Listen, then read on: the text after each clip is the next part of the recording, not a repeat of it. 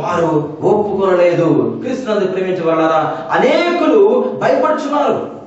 యేసుక్రీస్తు ప్రభువు సొంత రక్షణగా అంగీకరించుటకు భయపడుచున్నారు. అధికారులు భయపడుచున్నారు. కుటుంబాలు భయపడుతున్నాయి. ఎందుకంటే వారికి అనేకమైన విషయాలు అడ్డు వస్తున్నాయి. కారణం ఏమిటంటే సాతానుడు వారిని దోచుకుంటున్నాడు, వారిని నాశనం చేస్తున్నాడు. వారు ఆత్మీయతను ముందుకు నడవకుండా వారిని చేస్తున్నారు. వారికి జీవితాలు ఎలా ఉన్నాయంటే ఎముకలను పోలి ఉన్నాయి. దేవునికి స్తోత్రములు. ఎలా ఉన్నాయంటే ఎముకలను పోలి ఉన్నాయి. వారందరూ కూడా ఎటువంటి స్థితిలో ఉన్నారంటే జీవము లేని స్థితిలో ఉన్నారు. నిర్జీవంగా వారు ఉంటున్నారండి.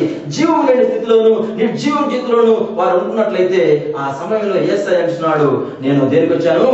జీవం ఇచ్చుటకు వచ్చాను. దేవునికి స్తోత్రములు. జీవం ఇచ్చుటకు. అదేమిచ్చండి, మనకు జీవం లేదా అని మనం అనుకుంటూ ఉండవచ్చండి. ఏ జీవం అండి? ఏ జీవడానికి? ఆత్మ సంబంధమైన జీవితం అండి. దేవునికి స్తోత్రములు. ఏ జీవితం అండి?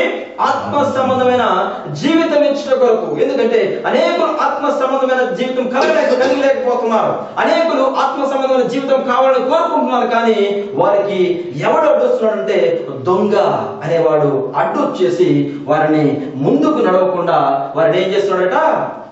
మధ్యలోనే ఆప్ చేస్తున్నాడు. చూడండి, అధికారులు విశ్వాసం ఉంచారండి, రాజులు విశ్వాసం ఉంచుతున్నారు. చూడండి 40 వచ్చిన అక్కడే చదవండి. యోహాను సువార్త 42 చదవండి, 43 చదవండి అమ్మా. వారు దేవుని మెప్పు కంటే మనుషుల మెప్పును ఎక్కువగా అపేక్షించారు. Praise the Lord, praise the Lord. ఏ మెప్పు కోసం ప్రయత్నం చేస్తున్నట్టు వీళ్ళు?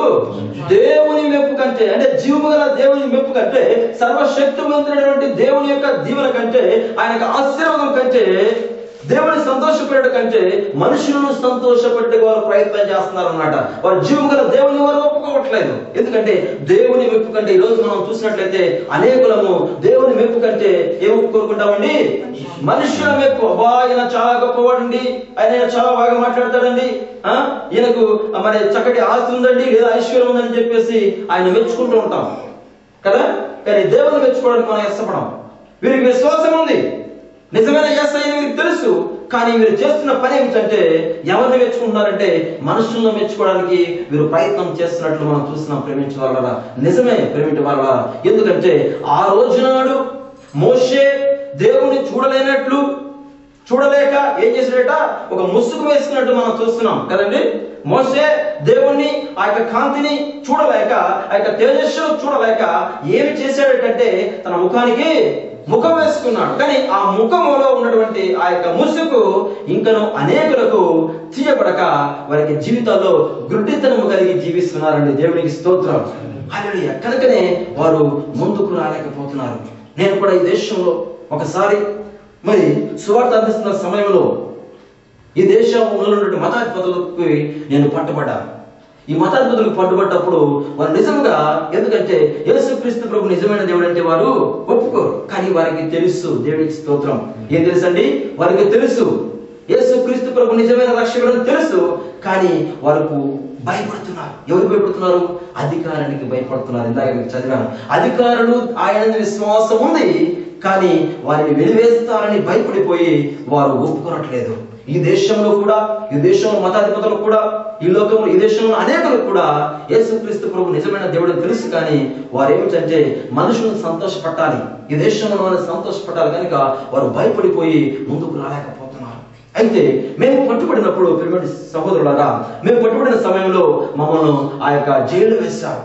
మతాదులు పట్టుకుని జైలు వేసినప్పుడు ఎందుకు యేసుక్రీస్తు ప్రభు నామమున మీరు ప్రార్థన చేస్తున్నారు, ఎందుకు సువార్త అందిస్తున్నారు, యేసుక్రీస్తు ప్రభు నిజమైన దేవుడు అని చెప్పి వారు అనేక రీతులుగా మమ్మల్ని అడిగారండి. ప్రేమిటి వాళ్ళారా, అడిగిన సమయంలో చూసినట్లయితే మమ్మల్ని వేసినటువంటి ఆ జైలు ఎలా ఉందంటే చాలా చిన్న జైలు. ఎంత కఠినంగా ఉన్నారంటే ప్రేమించే వాళ్ళ వారు ఆ రోజు ఒక సహోదరి గర్భిణీ స్త్రీ ఉంది, కానీ సుమారుగా 9 మాసంలో గర్భిణీ స్త్రీ ఉంటే ఆ యొక్క స్త్రీని ఒక గదిలో బంధించారు. స్త్రీలతో పాటు ఆయన భర్తని ఒక గదిలో బంధించారు. బంధించి వారు ఏం చేశారో తెలుసా? ఒక బాబు ఉంటే ఆ బాబు మరి తల్లి వద్దకు వెళితే తల్లి వద్దకు రానివ్వరు, తండ్రి వద్దకు పోతే తండ్రి వద్దకు రానివ్వరు. మేము మమ్మల్ని చూడడానికి కేవలం ఒక చిన్న కిటికీ మాత్రమే ఉంచారండి. దేవునికి స్తోత్రములు. వారి బాధ ఏమిటంటే మేము నిజమైన రక్షకుడు యేసయ్య అని చెప్పి దేశంలో ప్రకటిస్తున్నామని చెప్పేసి వారిలో ఏం తయారైందంటే అసూయ తయారైందండి. దేవునికి స్తోత్రం. ఆ రోజు కూడా దేవుని యొక్క దాసులు సువార్త ప్రకటిస్తున్న సమయంలో ఏం చేశారట? అపోస్తలుల కార్యములు 44వ అధ్యాయము 18వ వచనం చూసినట్లయితే వారు చేసిన పని ఏమిటో మనం ఒకసారి గమనిద్దాం. అపోస్తలుల కార్యములు అప్పుడు వారిని పిలిపించి మీరు యేసు నామమును బట్టి వారు యేసు నామమును బట్టి ఎంత మాత్రమును మాట్లాడకూడదు,